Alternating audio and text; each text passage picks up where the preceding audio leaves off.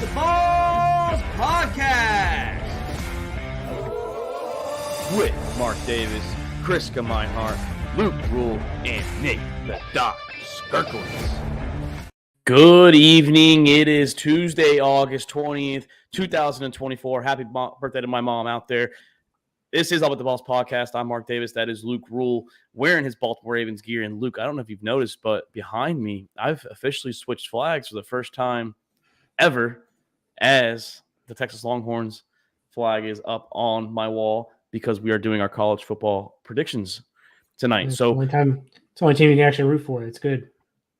I think Atlanta's going to be decent this year. I think Atlanta's going to be a team that is going to sneak in the playoffs, and we're going to do our predictions literally 2 weeks from tonight. So it's fitting we'll do that September 3rd, probably at a larger scale, probably at least four, potentially five of us. We might have all five of us. That's in the States. But Luke, how are you doing tonight, man?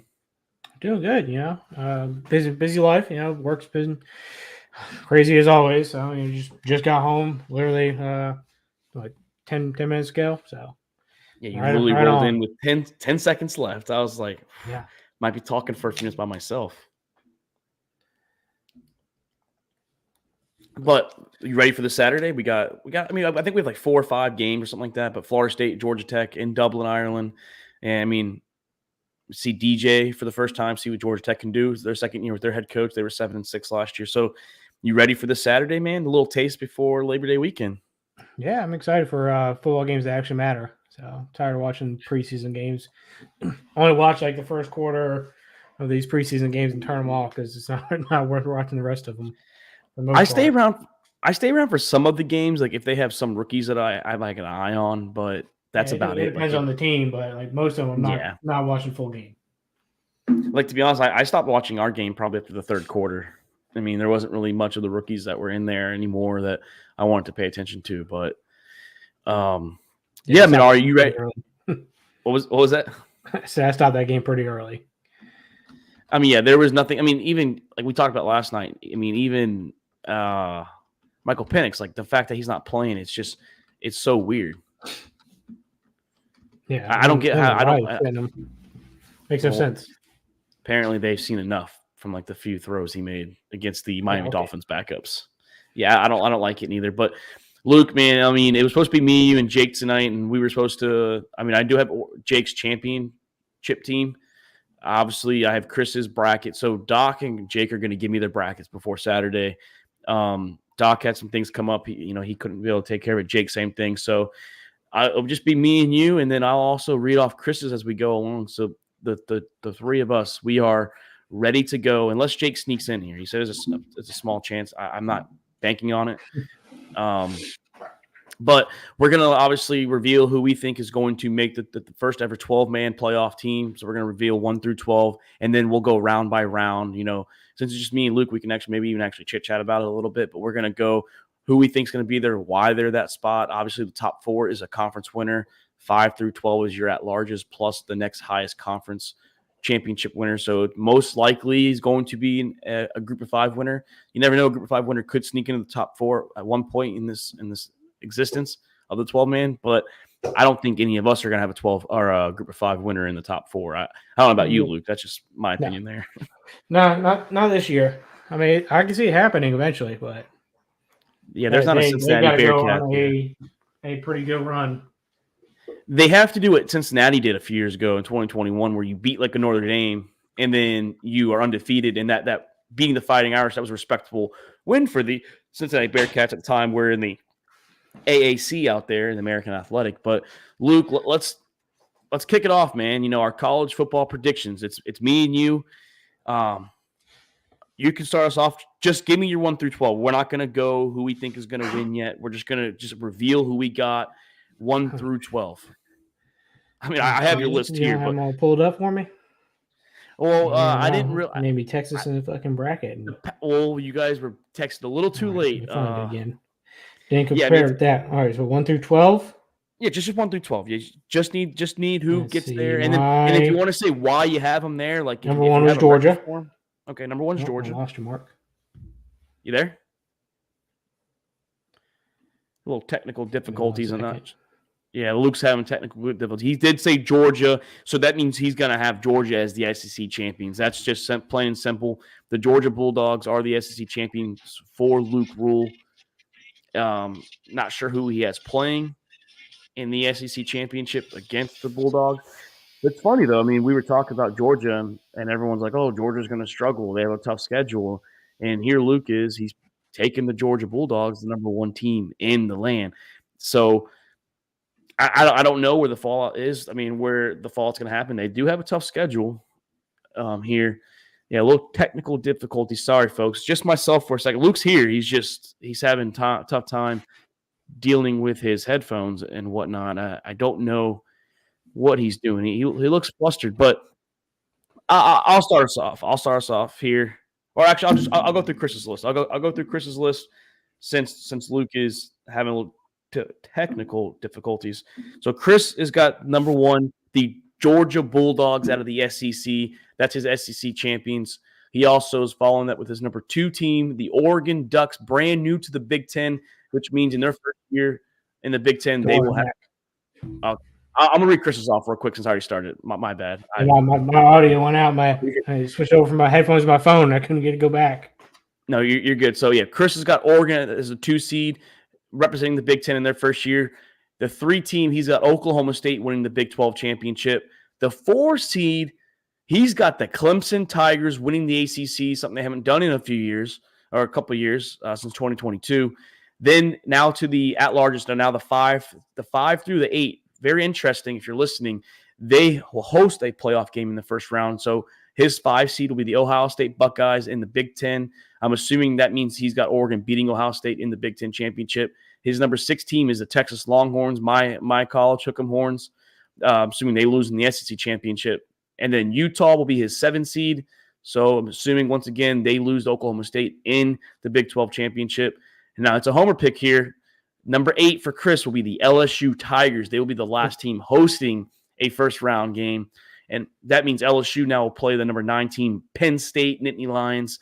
Not sure how Chris has Penn State so low with the easy schedule there. I mean, we did talk about last week, Luke, with Big Jake. And then number 10, he's got the Florida State Seminoles who play this Saturday. And then number 11, Ole Miss out of the SEC. And number 12, his Group of 5 winner, Liberty University out there in the Conference USA. So, Luke, you can carry us back up there now. You had Georgia number 1. I'm assuming, obviously, they won the SEC. Now, I'm a little confused because you guys were all saying Georgia's going to struggle with this tough schedule. So, not buying that, huh? No, they still they still put that work. Still Georgia. They actually get to play a tough schedule, but I think they'll earn it this year. I got Ohio State number 2, so that means they'll be beating Oregon in the Big Ten championship game. I got Utah number 3. I think the Big 12 is probably going to beat each other up pretty good. And I got FSU number 4, so winning the ACC. My at-large teams, I got Oregon at 5, Texas 6, Ole Miss at 7. I think Ole Miss got a pretty good team this year. I think Jackson Dart finally gets it done with Lane Kiffin. He's electrifying, to be honest. He's pretty good. I got Penn State, their easy schedule, sliding them in right at 8. Bama making it still. I think 2-loss Bama makes it. 10-2. Yep, I think they slide in. All right, Clemson at 10, Notre Dame at 11, and Liberty making that last Group of 5 champion at 12. I will say, out of the 3 of us, because all I know is Jake's winner. I don't know how crazy Doc's going to get. I think I have the craziest 12 teams, to be honest. The 12 seed. Now, I have a question. I didn't ask Chris. So for you, with Liberty being number 12, if it was you don't need to have the highest 5 conference winners, are they 12, or are they actually going to truly be 12? Like when the college football rankings come out, I don't think they'll actually be 12 now. I think they'll probably have a loss or 2 in their season. Okay. They kick somebody out, then that's what's going to happen. Yeah, they'll slide in there. Gotcha. Okay, so I'll continue here, Luke. I have different than you and Chris. I have the 1 team being Ohio State. I think when it's all said and done, I have Oregon undefeated going into the Big Ten championship, and the poll or the voters and the little committee are going to respect that number 3 or 4 team Ohio State. compared to Georgia, who's probably 3, beats number 2 Texas. They're going to respect that number 1. They're just going to put them over Georgia because they beat the number 1 team in Indianapolis. So with that, I have Georgia at number 2, winning the SEC over Texas. I have Florida State avenging. So I have 11-2 Florida State. Actually, I have them losing to Notre Dame. I had them losing to Miami, but then they avenged that Miami loss in the ACC championship. They will be 11-2. They're still going to respect Florida State's 11-2 over the 12-1 Oklahoma State Cowboys, who I got winning the Big 12 and the new Big 12 era with Texas and Oklahoma leaving. So Oklahoma State will be the 4 at a 12-1 record still. Very respectable record in the Big 12. Number 5, the only undefeated team, and this is where it opens the door now where the fans are going to be pissed, Luke. When will the Fighting Irish join a conference? Because they're going to be 12-0, but they get no bye week. And if it was a 4-man era, I guarantee you it'd be Ohio State, Georgia, Florida State, the Fighting Irish. That's the way it would be. And probably even Oregon. I'd probably slide Oregon at number 5. But it's a 12-man, so they have to put Oklahoma State there, which sucks because Notre Dame is in that situation. When do they want to join a conference? Yeah, I mean, it's tough. I mean, I've seen their little T-shirts, Catholics versus everybody. Oh, yeah, here we go. And then number 6, I do have the Oregon Ducks. The only fall them down to 6 is they're going to be 12-1, but them losing is just going to drop them below the Fighting Irish because they're 12-0. Number 7 at 11-1, the Penn State Nittany Lions only lost to Oregon. Number 8 is where the Texas Longhorns are going to fall in here. They do suffer a kind of a later season upset, I believe, at Arkansas. I don't like to say it. I think we should win, but I think we'll lose a game somewhere. I won't say Oklahoma. I won't say Texas A&M. I think we beat Georgia in Austin, but we lose to them in the SEC championship in Atlanta, and we'll lose to Pig Suey out in Arkansas. Old-time rivalry Arkansas is going to play with a lot of heart. Luke, here's where it starts to get interesting. Like I said last week, the Miami Hurricanes. I typically do not buy into any Miami Hurricanes hype whatsoever, but Mario Cristobal has got a quarterback in Cameron Ward. I love Cameron Ward from Washington State transfer. They have a great defense every single year. I think the running game is special there. I think the receiver is going to be good because of Cameron Ward. I have the Miami Hurricanes at 11-2. They will lose Virginia Tech and Florida State in AC championship. The Miami Hurricanes make the playoffs at the number 9 seed. I don't know about that one. I can never get on the Miami hype. They always rank them at the beginning of the season, and they'll start off season hot and just fall right off. And I'm the same way, I like, and I'm banking it on Cameron Ward. I feel like they finally have a competent quarterback, with talent. In Washington State, he didn't have as much talent as he got in Miami. He's got way more talent in Miami. And I think the ACC is going to be a little better. I think Virginia Tech could be good. NC State's usually pretty competitive as an 8-4, 9-3 team usually. Of course, Clemson and Florida State are still there. But yeah, I think Miami, Luke. And here's another surpriser no one saw coming. First year head coach, first year in the Big 12. 11-2 Arizona Wildcats. They still have a great quarterback, a great receiver, and a stellar defense out there. I think that they'll lose Oklahoma State in the Big 12 championship, but they will still respect Arizona and what they did. I think the Big 12 is going to have some – I think I had the Big 12 had some 10-2 teams in here. I actually gave UCF – I went over UCF just to see if they would make a shot. I had them at 8-4. That's still respectable for a team. I actually have UCF upsetting Utah this year as well, so that's a pretty big win there.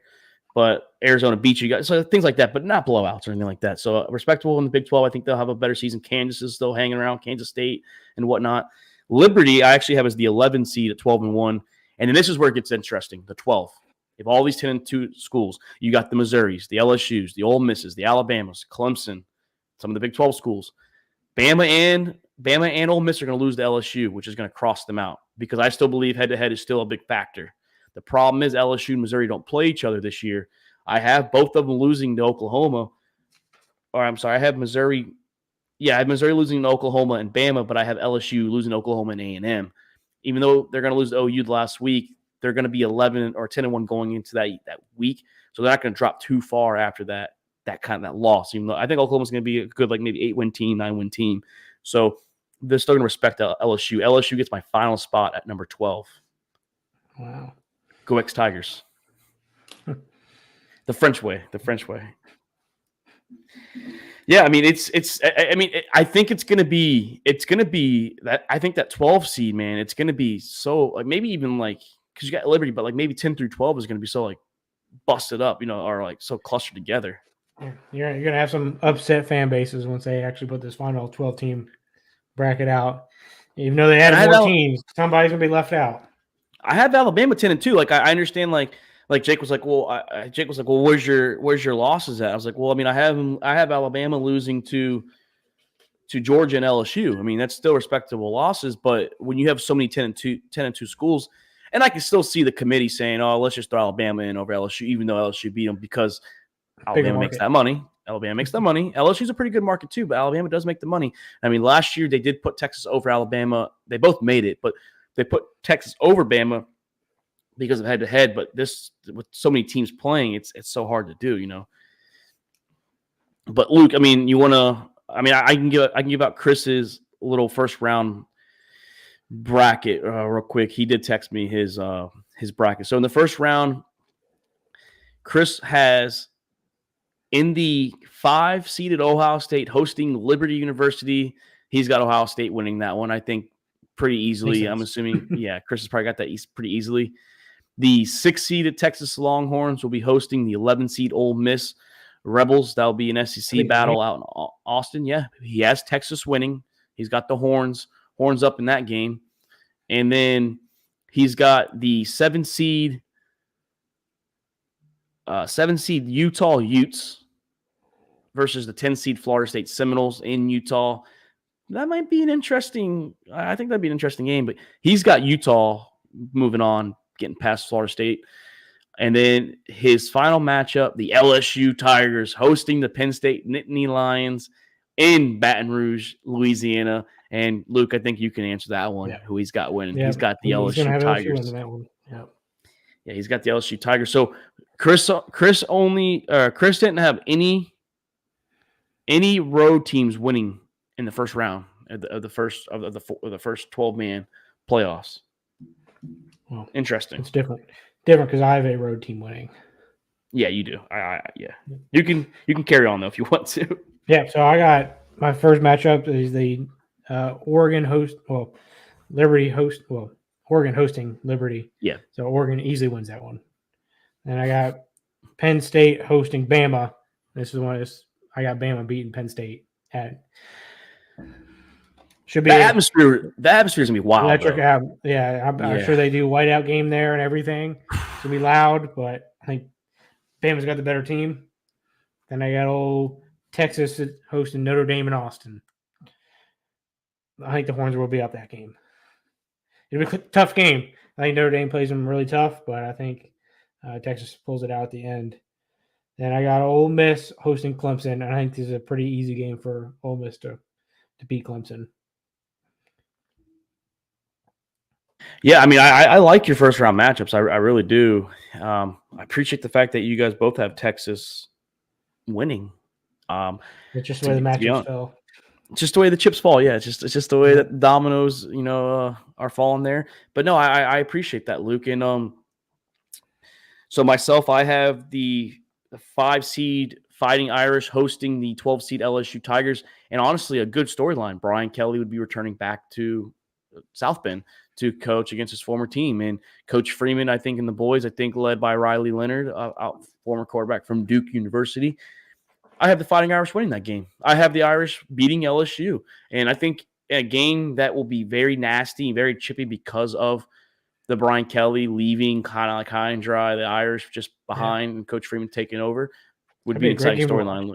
Oh, me and you be sitting back just waiting for Chris to be in the chat. I mean, I'd be excited for that. Luke, I have the same matchup as you, but not a 5-12. I have a 6-11 Oregon versus Liberty. And yeah, there's no chance Liberty goes into Eugene, Oregon against Dan Lanning, Dylan Gabriel, the electric and play Oregon in the cold. Yeah, it'll be a little chilly out there in Oregon. It won't be like it might not be snowing or anything, but it's gonna be cold night, cold day. Cold Liberty. I think an interesting game. I like to see this to be a whiteout game just because it's Penn State. I have the Penn State Nittany Lions, the 7-seed, hosting the Arizona Wildcats in their first year in the Big 12. Like I said, I like what Arizona's doing. I like what they were cooking last year in the Pac-12 before they dismantled. But Penn State against Arizona, I mean, I get it, Luke, you have Alabama. I mean, Alabama's different. They're a different animal than Arizona. I mean, we know what Alabama can do. We've seen Jalen Milroe step up since UCF's bad game last year. What were you going to say? No, I'm just saying that, Oh, that Bama team is going to be. They've been there before, pretty much. They've been in the yeah. big games. Arizona hasn't been in that big game in probably a And long Coach time. DeBoer's been in big games too. He was coaching big games with Washington, so he knows how to. He coached a real big game last year. He did coach in the national championship. He won a playoff game against Texas, so he's got some experience. And then I think it'd be exciting for me because Tony, CJ, all the boys that are in Florida, the Miami Hurricanes, the 9 seed Miami Hurricanes, will be traveling to Austin, Texas, to face my Texas Longhorns, and the Horns are going to be up that game. I think too much Quinn Ewers. Hopefully, our running backs stay healthy with Jadon Blue. We already lost a couple running backs, C.J. Baxter being one of them. But Isaiah Bond, the boys out there, our defense, we should cook a little bit against the Miami Hurricanes. I think an exciting game. I don't think we blow Miami out if it's Miami versus Texas. But I have the Texas Longhorns advancing, Luke. So I'm like Chris. I have no road teams winning in the first round. It's tough. So between the three of us, the road teams.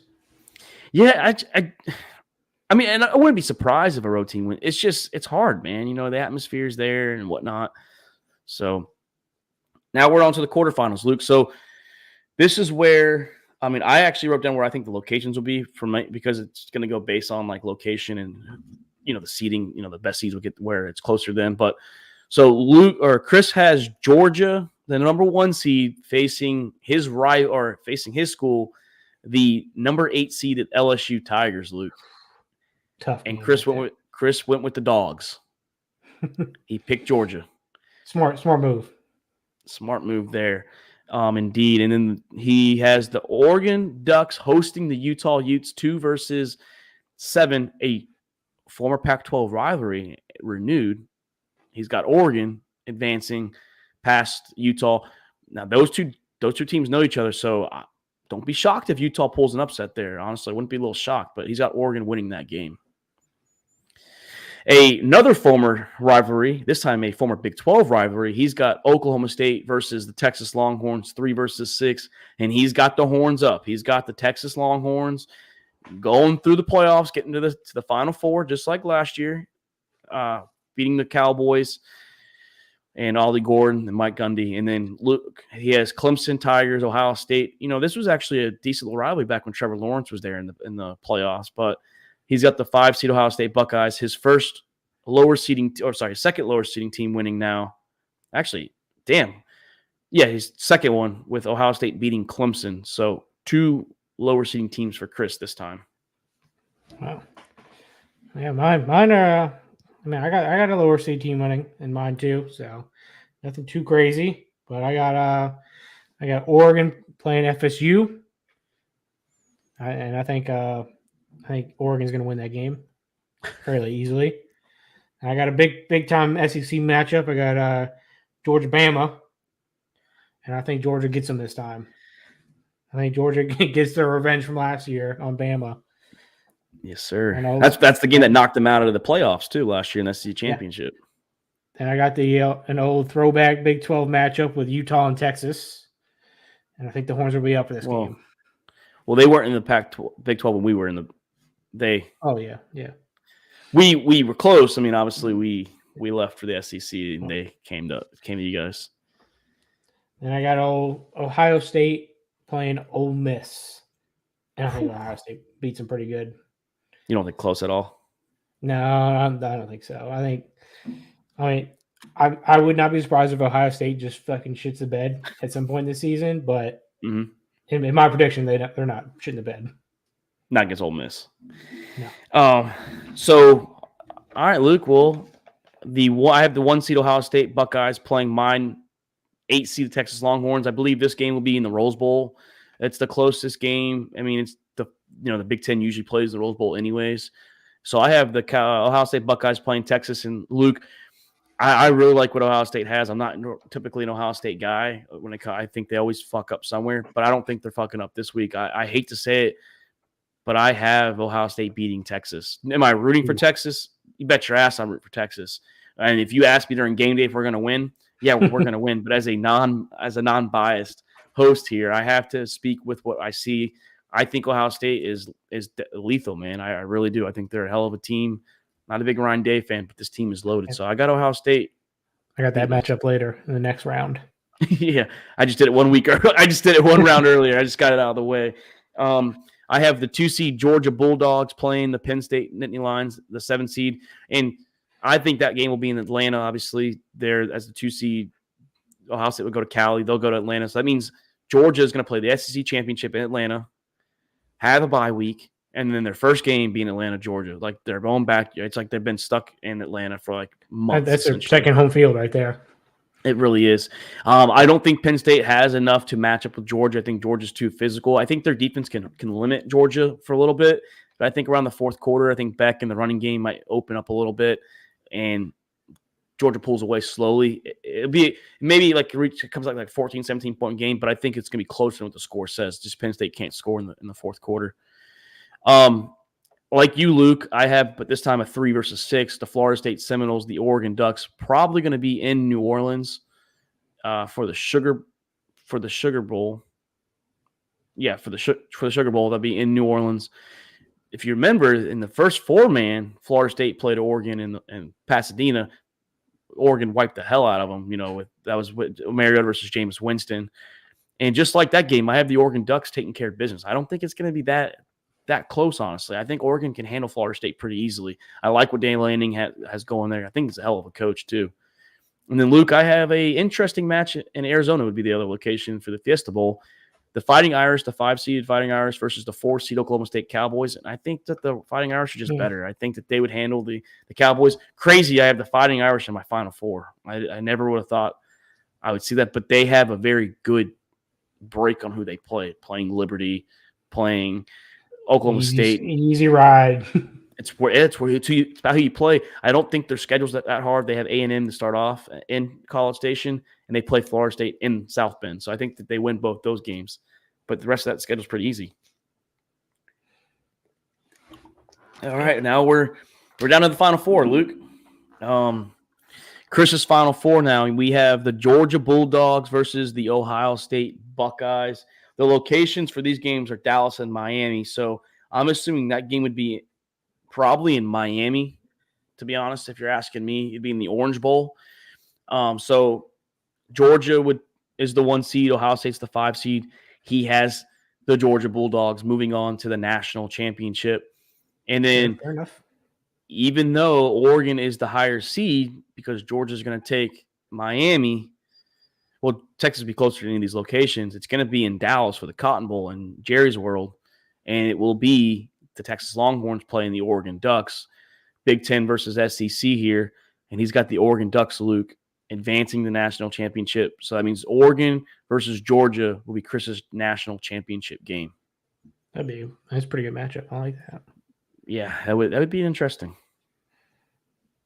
Yeah, mine. I got a 2 Big Ten versus SEC matchups. So I got a big one, Oregon versus Georgia, and I think Oregon wins that game. I think they pull off the win against Georgia. I think Dylan Gabriel and that offense is going to be too much for the Georgia defense. And I got Texas versus Ohio State. I got Ohio State beating that ass. Damn. So you have it all Big I got a Big Ten championship rematch for the national championship. It'll be the 3rd time they play each other this year too. Could be Oregon already has beaten them in Eugene, and then they beat them in Indy, and now they're going to play in Atlanta, Georgia, was a championship set. So, man, that would be winner take all possibly. I mean, it's going to be winner take all for the Big Ten. So, Luke, I have the Ohio State Buckeyes facing the Fighting Irish. I think that game will be in Dallas, and I think that Ohio State is just too much for Notre Dame, and we saw it last year when they played each other. The Irish put up a good fight, and in the fourth quarter came around, Ohio State pulled away. And I think it's going to be very similar. I think Ohio State's offense is too electric. I think the defense is one of the best defenses in the nation. Like I said, Judkins and Henderson as your running backs, Will Howard as your quarterback, Caleb Downs transferring from Alabama, one of the best secondary or one of the best corners in football, Jack Sawyer out there on the pass rush. It's too much for the Fighting Irish. So give me Ohio State, Luke, and then I have, like you, Georgia versus Oregon. It's like we have them, but different rankings.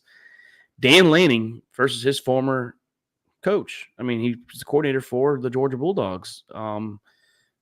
I'm not sure. I think he was there for the first championship they won. I think he left after the first one. And then Dan Lanning's been he's been at Oregon the last 2 seasons. So Dan Lanning versus Kirby Smart, teacher versus the student. And I'm going to go with Georgia. I think too much defense for Oregon. I don't think Oregon's going to face a defense besides Ohio State that's as good as Georgia. And it's going to be in Miami too. So Georgia's got the fortunate pleasure of going just down south, just down to Florida essentially. Oregon's got to come all the way across the coast, literally diagonal. Yeah. I think exciting game though. I think it would be a fun matchup to see Oregon versus Georgia. We saw a couple years ago to start the season too.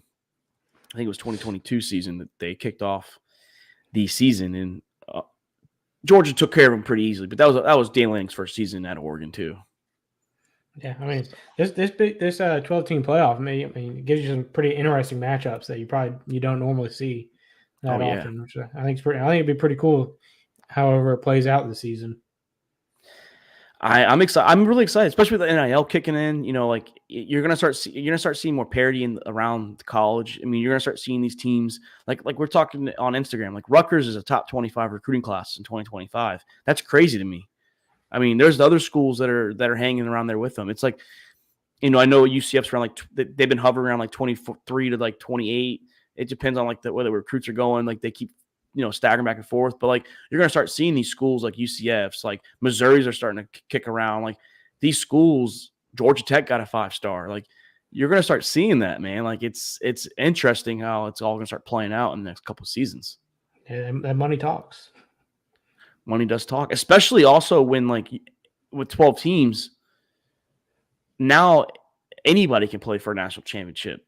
If you start now getting these recruits, because you know the top 4 is what it was, and it's like, okay, these guys want to play for championships, so now they got to limit their. Okay, so now you're starting to see Tennessee. Now they're starting to get some big recruits. Like they're starting to get recruits next 2 seasons. So you're starting to see that. I wouldn't be surprised if Tennessee finds their way in this 12-team playoff too. Yeah, he said that last year. He said that last year. I said they'd be in the top 4 last year, but that Milton didn't pan out for me. But I think this year, I have Tennessee. I see them sneak in. I have Tennessee at 9-3 this year. I think they're going to lose to Bama and Georgia, and I think they're going to get upset at home to the Florida Gators. I think it's going to be one of Florida Gators' rare wins that they shouldn't win, because I think the Gators are going to go over their win total. I think Chris said was like 3.5. Or was it 4.5? One of the two. I think they'll get. I think 3.5. I think Florida's going to be a 6-win team at least, and I think that they'll upset Tennessee. But Luke, it's time. It is officially time to announce who the national champion will be in college football this year. Like I said, I have Jake's. I have yours. I mean, you're going to do yours. I have Chris's and myself. So I will announce Jake and Chris's. So the inaugural 12-man playoff for college football, Jake believes the national champion will be the Oregon Ducks, Luke. He is thinking that the Ducks are going to quack on, and they're going to be the inaugural champions in the 12-man race. Chris, in his inaugural 12-man, for the inaugural 12-man for Chris, he has the Georgia Bulldogs. He has the Oregon Ducks playing in the national championship, and he's got the Georgia Bulldogs in Atlanta, Georgia, is where the game's at, winning the 2024 or 2025 national champion. He is an SEC bandwagoner, but he's got Oregon in there. He could have easily had Texas in the SEC, but Chris has got Georgia as his national champions. All right, for me, I got the Big Ten matchup right here. The Big Ten championship matchup, the third time they've played each other this season. Oregon versus Ohio State, and I think Ohio State wins it again. So I think Ohio State might get the 3-peat on Oregon. Man, that'd be bad for. That'd be Oregon's like only losses would be to Ohio State. I know that would drive Dan Lanning crazy too. To lose the same team 3 times. It's hard to beat a team 3 times too, and that's why I think they're going to split. That's why I have Oregon winning in Eugene. Ohio State's only loss, and then they avenge it in the Big 12 or the Big 10 championship. Now you could have it differently, but they're bound to meet in the Big 10 championship. It's just who wins in Eugene the first match of the year. I have the 1 seed Ohio State Buckeyes playing the 2 seed Georgia Bulldogs in Atlanta, Georgia for the national championship. And to kick off the first 12-man era for the college football season, I have the Ohio State Buckeyes winning, just like they did with the first 4-man. Like I said a couple minutes ago, too much offense. They have the best running back duo in the land with Judkins and Henderson, Caleb Downs and Jack Sawyer on their defense. That's just a couple pieces on defense. Ryan Day finally breaks through. I think Will Howard's going to play good enough against the Georgia Bulldogs. I believe Carson Beck is going to struggle against the Buckeyes defense. It will still be a close game, but I have the Ohio State Buckeyes winning the first 12-man championship this year. Well, Big Ten's going to run college football again. Yeah, it sure looks like it. Like I said, Ohio State was the first 4-man when that was the same year that, they had a third-string quarterback go all the way, but Florida State couldn't get that same luck last year, huh? Yeah. But no, I really think that it's going to be a good season. I think I've been talking about with some guys in my office. We're very excited for the year. We do get Florida State, Georgia Tech, Luke, this week. Yeah, first game of the year, all in Dublin. I think for me, it's 11 a.m. kick. 12 for me. Nice early game. Now I'm excited for it. A little college game day finally is back. College game day will be back. Pat McAfee's back on. Nick Saban's on. Nick Saban's also. I think he still does some of Pat's shows during the season, but Pat and the boys will be live in a bar on Friday for his show, which I think that's gonna be exciting to watch too, to be honest with you. Yeah. Facebook will be very live for this Florida State game because Florida fans and Miami fans, they're going to be tuning in to, of course, give their little 2 cents. Especially if Florida State struggles. Chris is already chirping about it too because he's been butthurt about Florida State the last couple seasons with LSU. You think that's what it is? Yeah, I think he hates Florida State because they fucked up 2 of their seasons. He's got Florida State in the playoffs. He's got him the lowest out of us. He's got him as a 10 seed. He does have him as a 10 seed. He don't like him. Does not like him. I mean, he's got him losing to Utah too. He's got him losing to Utah, and he shits on the Big 12, and now he's got the Big 12, the second team in the Big 12 winning against Florida State. I don't know, man. Like I think the Big 12 is gonna be a little better than expected. I think they're gonna beat each other up pretty good though. Well, I mean, so I did some records here, so I can go through a few of them. I had Utah 10-2, Ohio. I had Oklahoma State at 11-1, Kansas State at 10-2, Arizona 11-1, Kansas at 10-2, and only because it's your school, I looked at UCF, like I said, 8-4, not bad. I mean, I don't think you're like the teams I'd be losing to. I had y'all losing to West Virginia, Iowa State, Arizona. And you're going to hate the next one. I have the Florida Gators. No. Like I said, I think the Florida Gators offense is going to be pretty – I want to see the freshmen. I want them to get Graham Mertz out of there. I was telling Jake last night and another Gator fan of mine, Luke, no quarterback for the Florida Gators should be wearing fucking number 15. It should not happen. That is reserved for – that's like I was telling Jake, that's like a quarterback coming into Texas and wearing 10 or 12. That's Vince Young and Colt McCoy. You better, if you're going to wear that number, you better live up to those fucking players. You better live up to Tim Tebow. You don't just come in here and wear Tim Tebow's number. I get it. You can't retire numbers really in college because you have so many players on both sides. You have like fucking 85 players on a roster, but come on. You cannot sit here and let him wear – you should make unwritten rule. Do not wear number 15 if you're a quarterback. Especially the quarterback position. Yeah, running back, receiver, whatever. Not a quarterback. Like LSU should pretty much say, like, hey, number 9, a little off limits. That's Joe Burrow. He broke records. Joe Burrow, you can't wear that unless you're going to go do something like what Joe Burrow did, or like Matt Leinart in USC. Like running back should not wear number 5 at USC. That's Reggie Bush's number. Yeah, but I think that Florida game is going to be a tough one for UCF because we'll be coming off a pretty big media game against Colorado the week prior to, and Florida be just coming off a bye week. So, I mean, it is not set up for success for us, and it's a night game in the swamp. So, Florida coming off a bye at night in the swamp. Can't really say hot and humid because UCF's used to hot and humid too. I mean, weather's not going to be an issue. It's fucking, hour and a half drive apart, so that's not the issue. It's It the just- atmosphere. Yeah, atmosphere.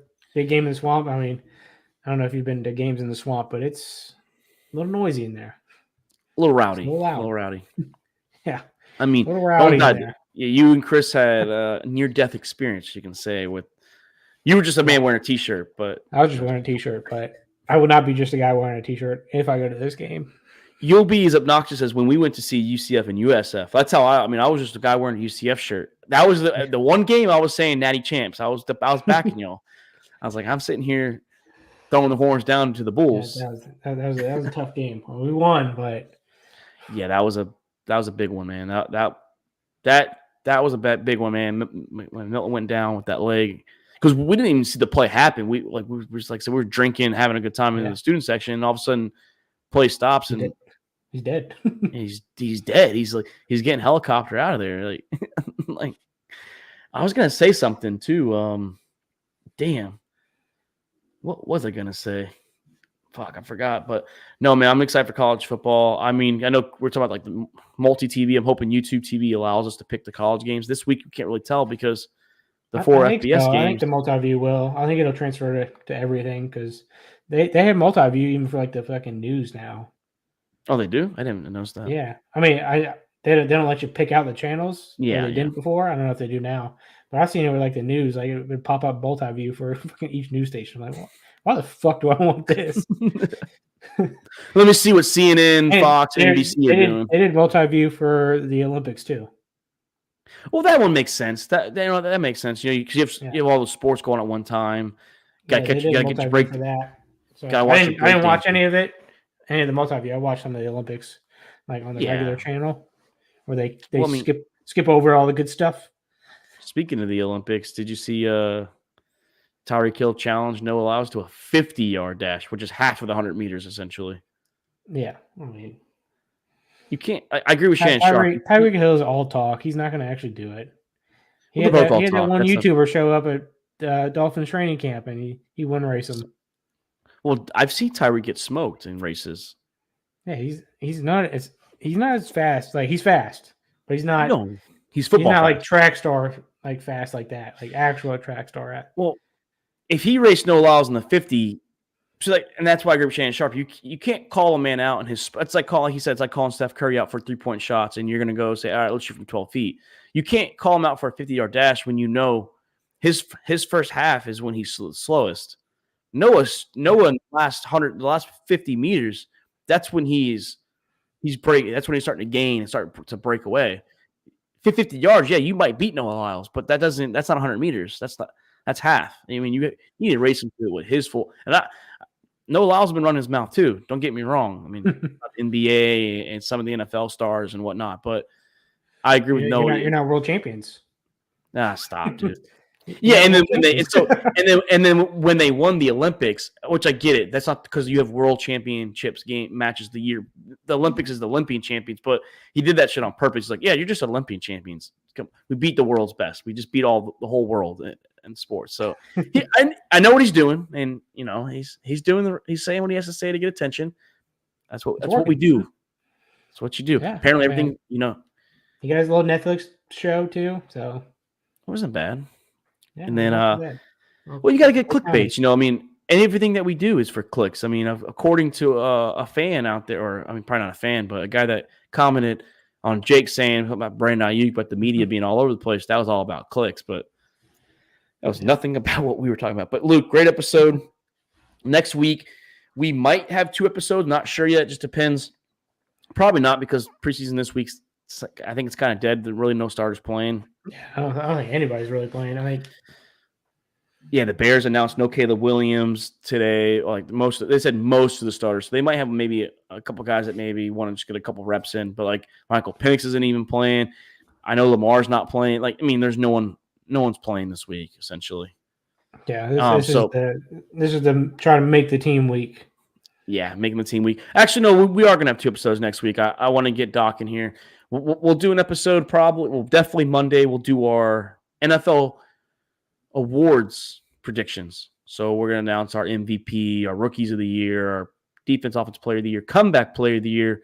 No Damar Hamlin this year. So he didn't even win last year. I think your boy Joe Flacco won, right? He did. He did come back player of the year. I mean, he went to the playoffs. He took the Browns to the playoffs. He took Not many quarterbacks can say they do that. Guy that was sitting on his couch for a good chunk of the year last year gets the call, and it's like, no, I respect Joe Flacco. Man, played one series in preseason. Said, all right, I'm fucking done. I'm good. Yep. I'm good. Hey, that's probably the first time he's played in preseason, like since he was like a rookie. And then coach of the year, things like that, and then Wednesday we'll do the night before college football. We're gonna get ready. Oops, sorry about that. We're gonna get ready for the college season. We're gonna talk about some big games. We got some big. UCF plays Thursday. Not a big game, but they play Thursday. Texas plays Colorado State. You know, LSU plays USC. Florida State plays Boston College Monday night on Labor Day. So there, and Luke also 5 days from now, fantasy draft. We actually might be live for that one. We were talking about, me and Jake were talking about getting some guys in here and live streaming the draft. I know we talked about it last year, but I'm interested in doing that. Yeah, we'll see. I mean, I'm ready to go. I mean, we'll see what happens with my pick. I don't know. The only one I don't know who's going to be in the draft yet, and she said it's okay, is Sydney. She should be off that day. Looks like she said she would figure her way out if she was working. So I was like, all right. Yeah, it'll get. I think she's off Sunday, so I think we're good to go. Small chance Jones might auto draft again. If he can wake up at 4 a.m, it's on him. But he's in the Middle East somewhere. So, but no, Luke, great episode. Sunday I know me and Jake will at least be in here. Chris won't probably get Doc in here and yourself. Maybe like I said, we'll see what's going on. But can't wait to do it again. Luke, see you Sunday night for the draft. See y'all Monday if you guys don't tune in Sunday for our NFL award show. I'm Mark Davis. That's Luke Rule. Shout out to the rest of the boys out there. This is All About the Balls podcast. Remember, hook 'em horns. Didn't pick us, but we are winning the championship. Good night. We are.